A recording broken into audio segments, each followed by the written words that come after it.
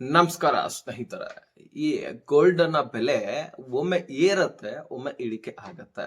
ನಾವು ಹೋದ ವರ್ಷದಲ್ಲಿ ಒಂದು ಜೂನ್ ಜುಲೈನಲ್ಲಿ ಅಲ್ಲಿಂದ ಲೆಕ್ಕಾಚಾರ ನಾವು ಹಾಕೋದ್ ಬಂದ್ರೆ ಸುಮಾರು 40,000ದಷ್ಟು ಚಿನ್ನದ ಬೆಲೆ ಇಳಿಕೆ ಆಗಿರ್ತಕ್ಕಂಥದ್ದು. ಹಾಗಾದ್ರೆ ನೀವು ಕೂಡ ಚಿನ್ನವನ್ನ ಖರೀದಿ ಮಾಡ್ಲಿಕ್ಕೆ ನೋಡ್ತಾ ಇದ್ದೀರಾ? ಈಗಾಗಲೇ ಯಾರು ಖರೀದಿ ಮಾಡಿದಿರಿ ಅಂದ್ರೆ 1,80,000 ತನಕ ಈ ಗೋಲ್ಡ್‌ನ ಬೆಲೆ ಏರಿತು. ಆ ಸಂದರ್ಭದಲ್ಲಿ ತೆಗೆದುಕೊಂಡವರಿಗೆ ಈಗ ಬಿಗ್ ಶಾಕ್ ಕೊಟ್ಟಿದ್ದಾರೆ. ಅದೇ ರೀತಿಯಾಗಿ ಕಡಿಮೆ ರೇಟ್‌ನಲ್ಲಿ ಇದ್ದಂತವರಿಗೆ ಈಗ ಹೆಚ್ಚಾಗಿದೆಯಲ್ಲ, ಸೊ ಅವ್ರಿಗೂ ಕೂಡ ಗುಡ್ ನ್ಯೂಸ್ ಸಿಕ್ಕಿರುತ್ತೆ. ಯಾಕಂದ್ರೆ ಕಡಿಮೆ ಪ್ರಮಾಣದಲ್ಲಿ ಬೆಲೆ ಇರುತ್ತೆ. ಆ ಸಂದರ್ಭದಲ್ಲಿ ತೆಗೆದುಕೊಂಡಿರ್ತಕ್ಕಂತಹ ಚಿನ್ನದ ಬೆಲೆ ಈಗ ಏರಿಕೆ ಆಗಿದೆ. ಹಾಗಾದ್ರೆ ಚಿನ್ನ ಪ್ರಿಯರಿಗೆ ಅಂತೂ ಗುಡ್ ನ್ಯೂಸ್ ಸಿಕ್ಕಿರ್ತಕ್ಕಂಥದ್ದು. ಯಾರ್ಯಾರು ಖರೀದಿ ಮಾಡ್ಬೇಕಂತ ಇದ್ದೀರಿ, ಈ ಯುದ್ಧದ ಸಂದರ್ಭದಲ್ಲಿ ಪಾತಾಳಕ್ಕೆ ಬೀಳ್ತಾ ಇದೆ ಈ ಚಿನ್ನದ ಬೆಲೆ. ಹಾಗಾದ್ರೆ ಎಷ್ಟರ ಮಟ್ಟಿಗೆ ಇನ್ನೂ ಇಳಿಕೆ ಆಗಬಹುದು ಅದನ್ನ ನಾವು ಈ ವಿಡಿಯೋದಲ್ಲಿ ಚರ್ಚೆ ಮಾಡೋಣ. ನೀವು ಖರೀದಿ ಮಾಡುವಂತಹ ಪ್ಲಾನ್ ಇದ್ರೆ ಯಾವ ಸಂದರ್ಭದಲ್ಲಿ ತೆಗೆದುಕೊಳ್ಳಬಹುದು ಅದ್ರ ಬಗ್ಗೆನೂ ಕೂಡ ಸಲಹೆ ಸೂಚನೆಯನ್ನ ಈ ವಿಡಿಯೋದಲ್ಲಿ ನೋಡೋಣ. ಸೊ ಬಹಳ ಇಂಪಾರ್ಟೆಂಟ್ ಮಾಹಿತಿ. ಚಿನ್ನವಂತರೂ ಎಲ್ಲ ಮಹಿಳೆಯರಿಗೂ ಮುಖ್ಯವಾಗಿ ಬೇಕೇ ಬೇಕು. ಹೀಗಾಗಿ ಈಗ ಯಾವುದೇ ಮದುವೆ ಆದ್ರೂ ಅಲ್ಲಿ ಚಿನ್ನ ಬೇಕೇ ಬೇಕಾಗತ್ತೆ. ಹಾಗಾಗಿ ಈ ಚಿನ್ನದ ಬೆಲೆ ಏರಿಳಿತದ ಬಗ್ಗೆ ಒಂದಿಷ್ಟು ಮಾಹಿತಿಯನ್ನ ನಾವು ನೋಡ್ಕೊಂಡು ಬರೋಣ. ವಿಡಿಯೋ ಕೊನೆವರೆಗೂ ವಾಚ್ ಮಾಡಿ. ಸಬ್ಸ್ಕ್ರೈಬ್ ಮಾಡಿಲ್ಲ ಅಂದ್ರೆ ಬೇಗನೆ ಸಬ್ಸ್ಕ್ರೈಬ್ ಮಾಡ್ಕೊಳ್ಳಿ. ಸ್ನೇಹಿತರೆ, ನಾವು ಈ ಫೆಬ್ರವರಿ ಹಿಡ್ಕೊಂಡು ಒಂದಿಷ್ಟು ಮಾಹಿತಿಯನ್ನ ತೆಗೆದುಕೊಳ್ಳೋಣ. ಸೊ ಈಗ ಮುಂಬೈನಲ್ಲಿ ಬೇರೆ ರೇಟ್ ಇರುತ್ತೆ, ಅದೇ ರೀತಿಯಾಗಿ ಚೆನ್ನೈನಲ್ಲಿ ಬೇರೆ ರೇಟು, ಡೆಲ್ಲಿಯಲ್ಲಿ ಬೇರೆ ರೇಟು, ಗುಜರಾತ್ನಲ್ಲಿ, ಹೈದರಾಬಾದ್ನಲ್ಲಿ, ಈ ರೀತಿ ನಮ್ಮ ಬೆಂಗಳೂರಿನಲ್ಲಿ ಕೂಡ ಬೇರೆ ಬೇರೆ ರೇಟ್ಗಳು ಇರ್ತದೆ. ಸೊ ನಮ್ಮ ಬೆಂಗಳೂರಿಗೆ ಸಂಬಂಧಪಟ್ಟಂತಹ ಒಂದು ಡೀಟೇಲ್ಸ್ ಅನ್ನ ನಾವು ಚೆಕ್ ಮಾಡ್ತಾ ಹೋಗೋಣ. ಸ್ನೇಹಿತರ, ಫೆಬ್ರವರಿ 27ನೇ ತಾರೀಕು ಹಿಡ್ಕೊಂಡು ನೋಡಿದ್ರ ಈಗ 1,64,395 ರೂಪಾಯಿಗೆ ಫೆಬ್ರವರಿ ತಿಂಗಳಿನಲ್ಲಿ ಇತ್ತು ಈ ಗೋಲ್ಡ್ನ ಬೆಲೆ. ಅದೇ ರೀತಿಯಾಗಿ ಈ ಫೆಬ್ರವರಿ 28ಕ್ಕೆ ದಿಢೀರನೆ ಏರಿಕೆ ಆಗತ್ತೆ. 1,73,055 ರೂಪಾಯಿಗೆ ಏರಿಕೆ ಆಗತ್ತೆ. ಅದಾದ ಬಳಿಕ ಅದೇ ಬ್ಯಾಲೆನ್ಸ್ ಮೇಂಟೈನ್ ಮಾಡಿ ಒಂದು 200 ರೂಪಾಯಿ ಏರಿಕೆ ಆಗತ್ತೆ. ಮತ್ತೆ ಅಂದ್ರೆ 1,73,310 ರೂಪಾಯಿಗೆ ಏರಿಕೆ ಆಗತ್ತೆ. ಆವಾಗ ದಿಢೀರನೆ ಮತ್ತೆ ಇಳಿಕೆ ಆಗುವಂತದ್ದು ಏನ್ ಇಲ್ಲ ಅಂದ್ರು ಒಂದು 8,000ದಷ್ಟು ಆದ್ರೂ 5ರಿಂದ 7,000ದಷ್ಟು ಆದ್ರೂ ಇಳಿಕೆ ಆಗತ್ತೆ. ಒಮ್ಮೆಲೆ 1,66,000ಕ್ಕೆ ಬಂದ್ಬಿಡುತ್ತೆ. ಅದೇ ರೀತಿಯಾಗಿ ಮಾರ್ಚ್ 5ನೇ ತಾರೀಕು ಇದೇ ತಿಂಗಳಲ್ಲಿ 1,65,000ಕ್ಕೆ ಇಳಿಕೆ ಆಗತ್ತೆ. ಅದಾದ ಮೇಲೆ ಮತ್ತೆ 2,000 ರೂಪಾಯಿ ಇಳಿಕೆ ಆಗತ್ತೆ.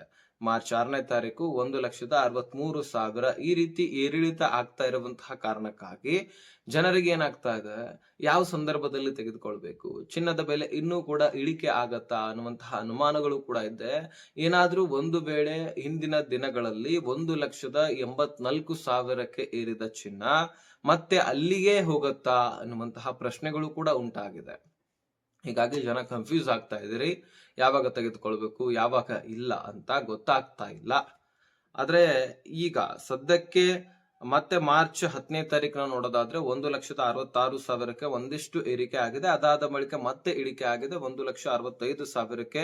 ಅದಾದ ಬಳಿಕ ಮಾರ್ಚ್ 16ನೇ ತಾರೀಕು ಡೈರೆಕ್ಟ್ ಆಗಿ 1,60,000ಕ್ಕೆ ದಿಢೀರನ ಕುಸಿತ ಆಗತ್ತೆ. ಅದಾದ ಬಳಿಕ ಒಂದ್ ಸ್ವಲ್ಪ ಏರಿಕೆ ಆಗಿ 1,61,000ಕ್ಕೆ ಏರಿಕೆ ಆಗತ್ತೆ. ಮತ್ತೆ ಇಳಿಕೆ ಆಗತ್ತೆ 1,58,000ಕ್ಕೆ. ಅದಾದ ಬಳಿಕ 1,49,675. ಇದು ಮಾರ್ಚ್ 19ನೇ ತಾರೀಕು ಇಳಿಕೆ ಆಗತ್ತೆ 1,49,000ಕ್ಕೆ. ಅದಾದ ಬಳಿಕ ಮತ್ತೆ ಏರಿಕೆ ಆಗಿ 1,52,000ಕ್ಕೆ. ಅದಾದ ಬಳಿಕ ಮಾರ್ಚ್ 23ನೇ ತಾರೀಕು 1,46,000ಕ್ಕೆ ಬಂದ್ಬಿಡತ್ತೆ. ಅದಾದ ಬಳಿಕ 1,43,000ಕ್ಕೆ ಮಾರ್ಚ್ 24ನೇ ತಾರೀಕು ಇಳಿಕೆ ಆಗ್ಬಿಡತ್ತೆ. ಹೀಗೆ ಬೆಲೆಗಳ ಏರಿಕೆ ಆಗ್ತಾ ಇರುವಂತಹ ಕಾರಣಕ್ಕಾಗಿ ಇತ್ತೀಚಿನ ದಿನಗಳಲ್ಲಂತರೂ ಈ ಮಾರ್ಚ್ ತಿಂಗಳಲ್ಲಂತರೂ 1,40,000ಕ್ಕೆ ಬಂದು ನಿಂತಿದೆ ಈ ಚಿನ್ನದ ಬೆಲೆ. ಸೊ ಹಿಂದಿನ ದಿನಗಳಲ್ಲಿ 1,80,000 ಇದ್ದಂಥದ್ದು 40,000 ಇಳಿಕೆ ಆಗಿದೆ ಅಲ್ವಾ. ಇನ್ನೂ ಕೂಡ ಇಳಿಕೆ ಆಗತ್ತಾ ಅನ್ನುವಂತಹ ಅನುಮಾನಗಳಿದಾವೆ, ಪ್ರಶ್ನೆಗಳಿದಾವೆ ಜನರಲ್ಲಿ. ಈಗ ಸದ್ಯಕ್ಕೆ ರೀಸೆಂಟ್ಲಿ ಇದ್ದಿರ್ತಕ್ಕಂತಹ ಬೆಲೆ 24 ಕ್ಯಾರೆಕ್ಟ್ ಗೋಲ್ಡ್ 1,49,840 ರೂಪಾಯಿಗೆ ಏರಿಕೆ ಆಗಿದೆ. ಒಂದಿಷ್ಟು ಮತ್ತೆ ಏರಿಕೆ ಆಗಿದೆ. ಇನ್ನು ಇಳಿಕೆನೂ ಕೂಡ ಆಗಬಹುದು. ಇದರಲ್ಲೇನು ಏರಿಕೆ ಆಗತ್ತಾ ಅಥವಾ ಇಳಿಕೆ ಆಗತ್ತಾ ಅನ್ನುವಂಥದ್ದು ಇನ್ನು ಹೇಳಿಕ್ಕೆ ಆಗ್ತಾ ಇಲ್ಲ. ಯಾಕಂದ್ರೆ ದಿನನಿತ್ಯವೂ ಕೂಡ ಅದು ಏರಿಳಿತ ಕಾಣ್ತಾ ಇದೆ. ಒಂದು ರೇಂಜ್ ನಲ್ಲಿ ಹೋಗಿ ನಿಂತ್ಕೊಂತಂದ್ರೆ ಅದಕ್ಕೆ ನಾವು ಹೇಳಬಹುದು. ಆದ್ರೆ ಇಲ್ಲಿ ಒಂದು ಸಾರಿ ಏರೋದು, ಒಂದು ಸಾರಿ ಇಳಿಯೋದು, ಈ ರೀತಿ ದಿನನಿತ್ಯ ಪ್ರತಿನಿತ್ಯವೂ ಕೂಡ ಬೆಳಿಗ್ಗೆ ನೋಡಿದ್ರೆ ಏರಿರುತ್ತೆ, ಸಾಯಂಕಾಲ ನೋಡಿದ್ರೆ ಮತ್ತೆ ಇಳಿದಿರುತ್ತೆ, ಮತ್ತೆ ರಾತ್ರಿ ನೋಡಿದ್ರೆ ಮತ್ತೆ ಏರಿರುತ್ತೆ. ಈ ರೀತಿ ಸಂದರ್ಭದಲ್ಲಿ ಚಿನ್ನ ತೆಗೆದುಕೊಳ್ಳೋವರಿಗೆ ತುಂಬಾನೇ ಕನ್ಫ್ಯೂಸ್ ಆಗಿರ್ತೀರಿ. ಆದ್ರೆ ಇದು 1,30,30,000 ವರೆಗೂ ಕೂಡ ಬರುವಂತಹ ಸಾಧ್ಯತೆ ಇದೆ ಅಂತೆ. ಆದ್ರೆ 1,20,000ಕ್ಕಿಂತ ಈಚೆ ಕಡೆ ಅಂದ್ರೆ 1,10,000 ಅಥವಾ 1,00,000 ಅಲ್ಲಿ ತನಕ ಬರುವುದು ಬಹುತೇಕ ಡೌಟು. ಆದ್ರೆ 1,30,30,000 ತನಕನೂ ಕೂಡ ಬರಬಹುದು. ವೇಟ್ ಮಾಡಿ ನೋಡ್ಬೇಕಾಗತ್ತೆ. ಸೊ ಕೆಲವೊಂದಿಷ್ಟು ದಿನಗಳ ಕಾಲ ವೇಟ್ ಮಾಡಿ ನೋಡಿ. ಏನಾದ್ರೂ ತೆಗೆದುಕೊಳ್ಳಲೇಬೇಕು, ಇನ್ನೇನ್ ಮತ್ತೆ ಹೆಚ್ಚಳ ಆಗಬಹುದಾದಂತಹ ಅನುಮಾನಗಳು ಬಂದ್ರೆ ತೆಗೆದುಕೊಂಡು ಬಿಡಿ. ಈಗಲಾದ್ರೂ ಅಷ್ಟೊಂದು ರೇಟ್ ಇಳಿದಿದೆ ಅಂದ ಬಳಿಕ ಇನ್ನೂ 10,000 ಇಳಿಬಹುದು. ಇಳಿದ ತಕ್ಷಣ ತೆಗೆದುಕೊಂಡು ಬಿಡಿ.